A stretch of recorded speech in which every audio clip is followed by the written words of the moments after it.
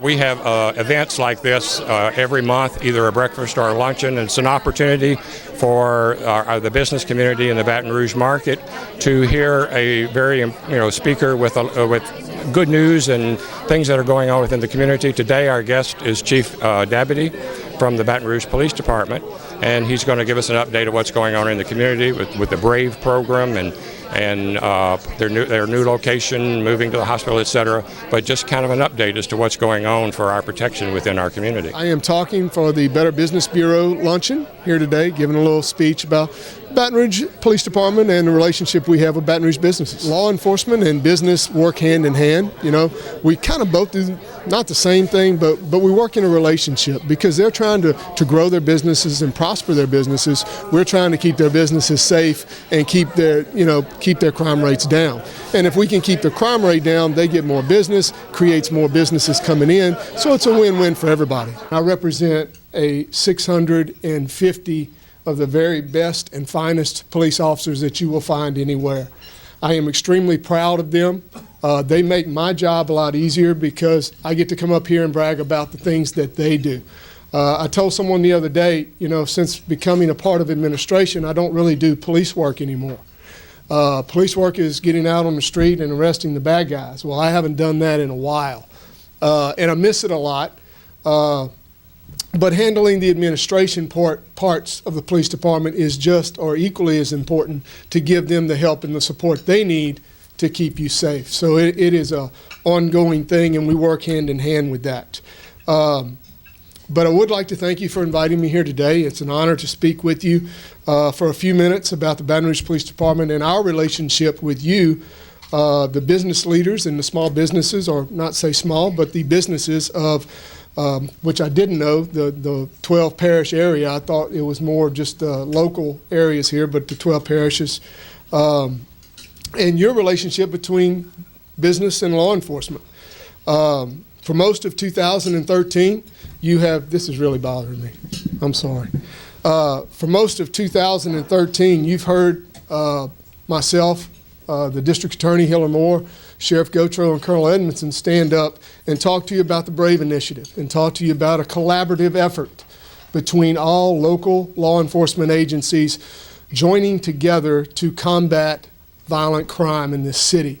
We sat down, I guess it's been almost 2 years ago, because this actually started in 2012 around September, when Hiller Moore got with all of us and we sat down and we said, what? We're tired of violent crime and we've had enough. I'm tired of driving down the street and seeing a billboard that says Baton Rouge is just as bad as Chicago. My question is, have you ever been to Chicago? We're not nowhere near that, but we got a billboard out here saying that we are, and someone with some statistician, I guess, sat down and came up with some numbers that said we're as violent as Chicago. Well, I don't believe that for 1 second, and none of us believe that for 1 second that was actually true. Baton Rouge is a very good place to live, and it's a very safe place to live. Do we have some problems? Sure. We're no different than any other city anywhere in the country. We're going to have some problems. But all of the law enforcement leaders got together and we sat down and we said, how do we fix this? How do we stop this? Well, if we join together as a team, we can move mountains. But if we stand alone as an individual, we can't hardly do anything. So at that point, we decided to join together. We decided that if we join all of our forces together, we're 10 times as strong as we were before.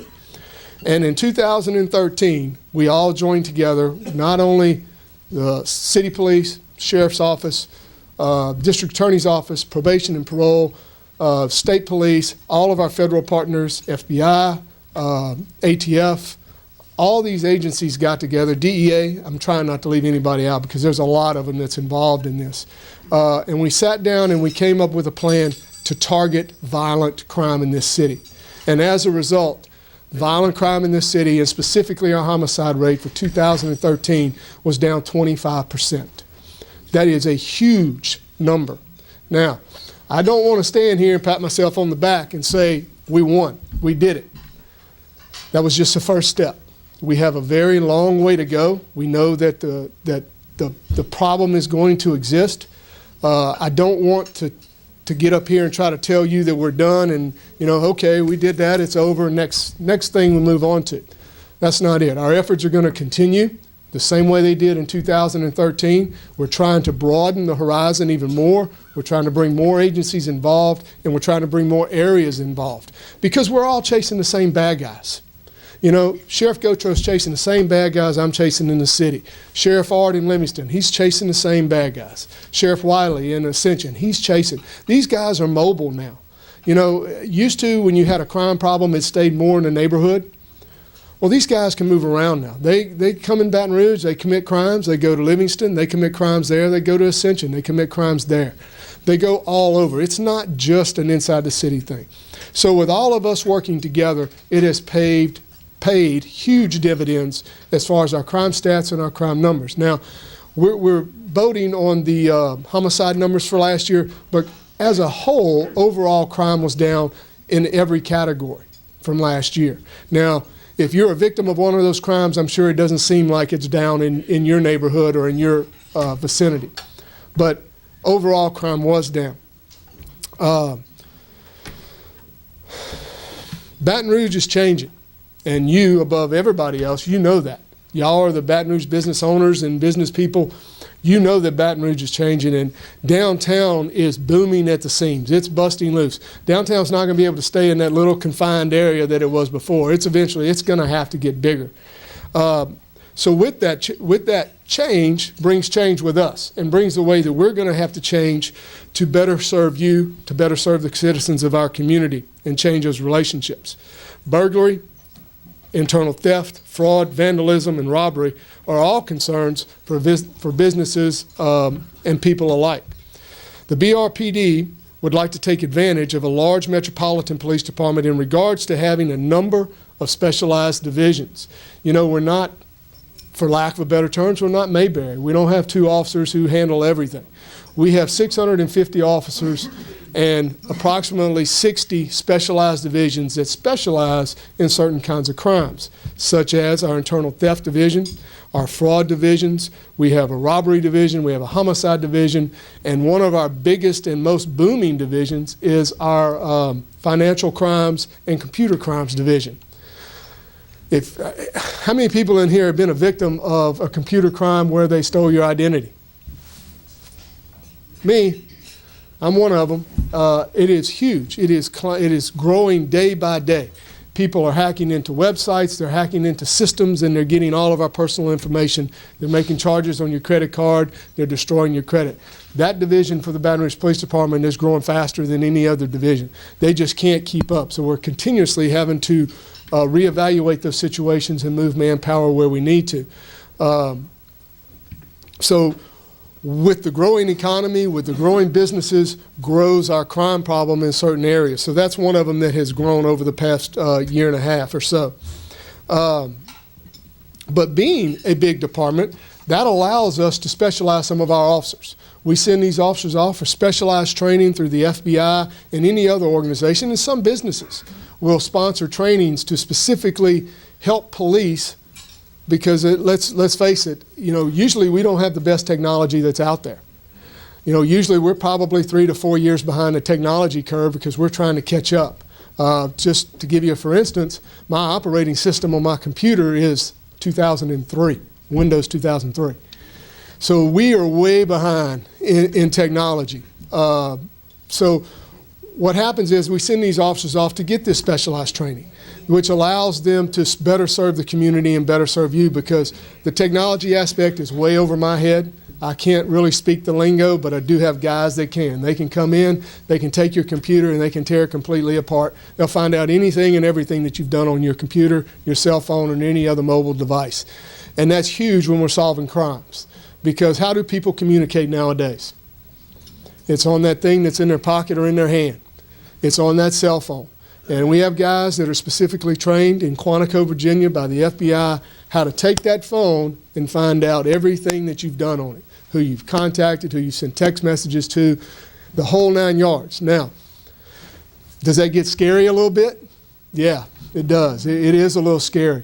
But what we're trying to do is combat crime. And, by getting the warrants and following proper protocol. We just don't take people's cell phones and download them.